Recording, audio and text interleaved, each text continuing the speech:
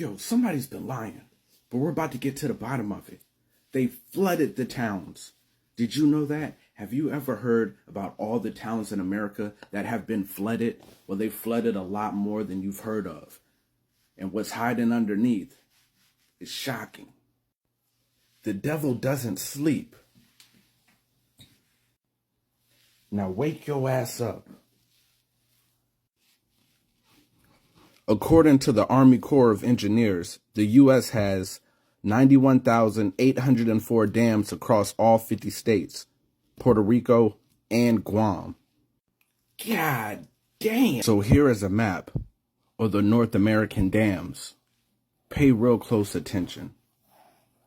Pay real close attention. Here goes a map of the reservoirs. Pay real close attention. So in my book, I speak of a few sites that were flooded. All right, we're going to talk about one in particular, but there's many of them. But watch this.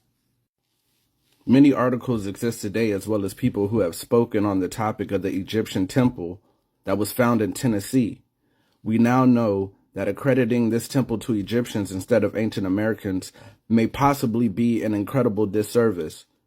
We know this because we are aware of America's ancient history and how the wisdom began here and then spread to the rest of the world during a time when America held sway. All right, so this is an Egyptian temple that was found in Tennessee with Egyptian artifacts and things of that nature, right? I don't know, so tell me what you think. If you find Egyptian artifacts and architecture, is that something that you would turn into a historic location or something that you would flood under the water? Well, in 1933, the TVA, which is the Tennessee Valley Authority, held a conference, which included university representatives and agencies of the government. Their goal was to survey the land of the original inhabitants of America in order to declare exactly which sites would be intentionally submerged after the Norris Dam's completion. Even more interesting, all right, this site is ultimately known as Cox Mound, and the excavation project revealed 29 mounds, with 17 of them containing prehistoric structures, and they flooded it. The articles that they found were documented to be typical of the Mississippian mound builders. You also have the Ohio Stone Pyramid. This pyramid was broken down and they used the stones to actually build the dam. Okay? Now you remember this map, okay? This is dams in North America. Look right here.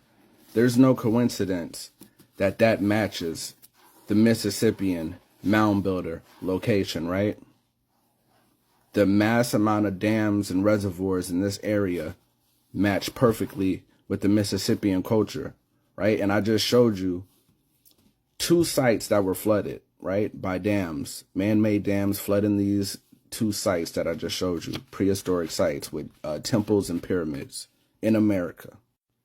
So if we have 91,000 plus dams in America, and I just showed you that they've broken down stone pyramids in America to create dams, and now we know there's 91,000 dams. Imagine how many of those dams were created by ancient architecture that they broke down and disassembled and then reassembled as a dam.